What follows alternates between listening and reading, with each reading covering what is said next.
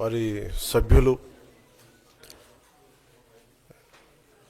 చాలా హుందాగా గవర్నర్ గారు ప్రభుత్వం తరపున ఆయన సందేశాన్ని తీసుకెళ్తున్నప్పుడు వారు చేసింది ఏమాత్రం సబబుగా లేదు. గవర్నర్ గారు గత నెల రోజులుగా ఆయన ఆరోగ్య పరిస్థితి బాగా లేకపోయినా కానీ కంటిన్యూస్గా తీవ్ర జ్వరంతో బాధపడుతున్నప్పటికీ కూడా ఆయన ప్రత్యేకించి వచ్చి ఆయన ఈ రోజుని చాలా ఘనంగా చాలా బలంగా ఈ మెసేజ్ని ఇచ్చినందుకు ముందుగా గవర్నర్ గారికి మా ప్రత్యేక ధన్యవాదాలు. గవర్నర్ గారి ప్రసంగంలో వైసీపీ అగ్రనాయకత్వం కానీ సీనియర్ నాయకులు కానీ వారి ఎమ్మెల్సీ సభ్యులు కానీ గవర్నర్ గారి ప్రసంగం పత్రులు చించేయడం కానీ లేదంటే వారు ప్రత్యేకించి డిమాండ్ మాకు ప్రతిపక్ష హోదా ఇవ్వాలి అనేది చాలా బలంగా మాట్లాడుతూ వచ్చారు.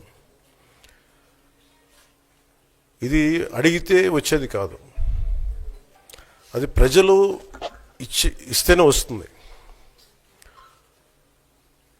బేసిక్గా ఒకటి హయ్యెస్ట్ మెజారిటీ ఎవరికి ఉంది వాళ్ళు ప్రభుత్వం ఫామ్ చేస్తారు, వాళ్ళకంటే నెక్స్ట్ స్టేజ్ ఎవరికి ఉంటే వాళ్ళకి ప్రతిపక్ష హోదా ఇస్తారు. అంతేగాని గతంలో మేము ప్రభుత్వాన్ని పరిపాలించాం కాబట్టి మా ప్రతిపక్ష హోదా ఎవరికి ఇవ్వరు.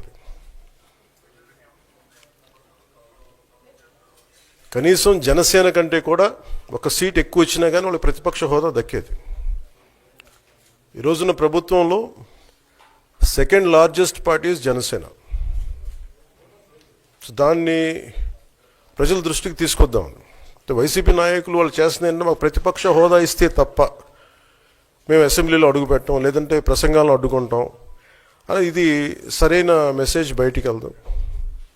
ఇది సరైన విధానం కూడా కాదు.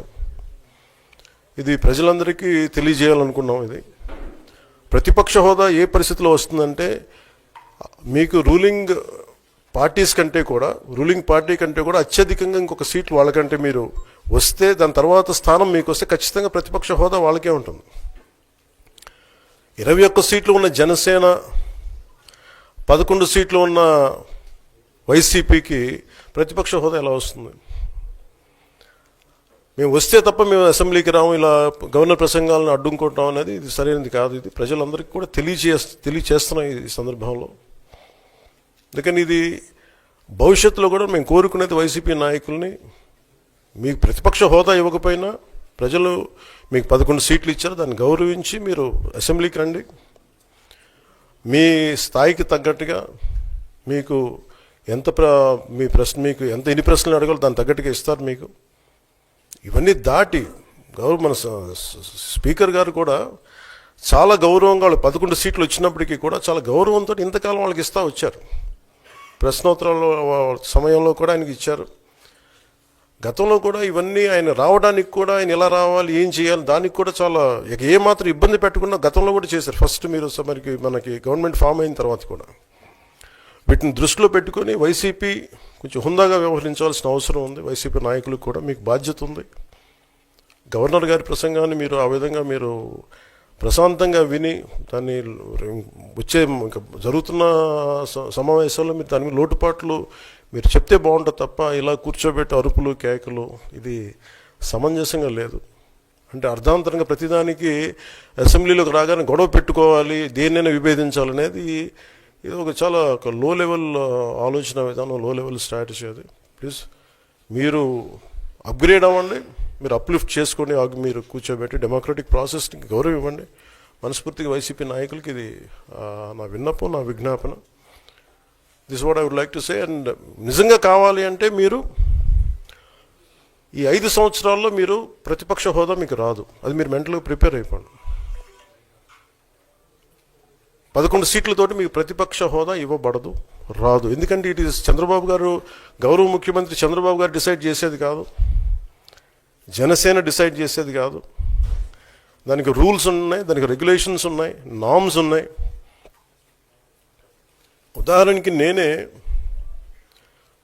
ప్రభుత్వం మన కేంద్ర ప్రభుత్వం ఫార్మేషన్కి మేము వెళ్ళినప్పుడు పార్లమెంటరీ లీడర్ని ఎన్నుకోవాలి మనం కూర్చున్నప్పుడు ఎన్డీఏ పక్ష నాయకుడు ఎన్నుకోవాలనుకున్నప్పుడు నేను నాయకుల స్థాయిలో నేను కూర్చున్నాను. అదే నేను ఇక్కడ మంత్రిగా ప్రమాణ స్వీకారం చేసేటప్పటికి నన్ను ప్రధానమంత్రి గారి పక్కన నన్ను కూర్చోబెట్టలా.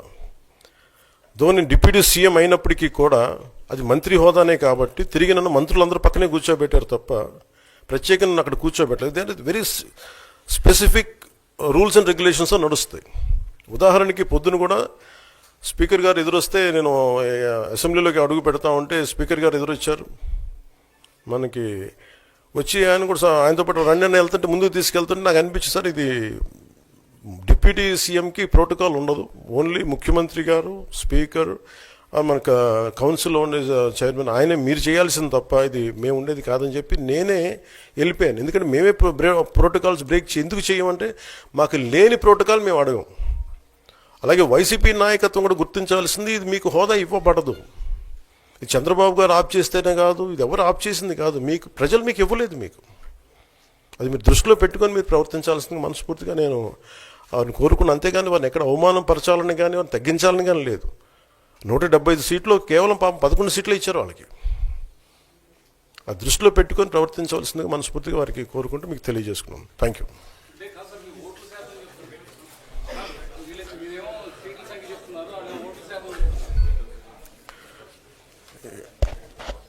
ఫస్ట్ అప్పుడు ఏం చేయాలంటే సార్, అప్పుడు జర్మనీకి వెళ్ళిపోవాలండి. ఇప్పుడు జర్మనీలో ఏంటంటేనండి, నేను జర్మనీ రిజల్ట్స్ కూడా ఏదో వచ్చినాయి చూస్తా ఉన్నాను ఎలక్షన్స్లో. 25% వచ్చిన హైయెస్ట్ పర్సంటేజ్ ఆఫ్ వచ్చిన ఓటుకి ఇన్ని ఎంపీస్, ఇంత అసెంబ్లీ స్థానాలు ఉంటాయి వాళ్ళకి. 5% మించి తక్కువ వస్తే 5% ఓట్లు మిగతా వాళ్ళు పంచుకుంటారు. మనకు అలాంటి బెనిఫిట్ మనకు లేదు కాబట్టి మన రాజ్యాంగంలో లేదు. వాళ్ళు మంకు పట్టు పడితే they are free to go to Germany. Thank you.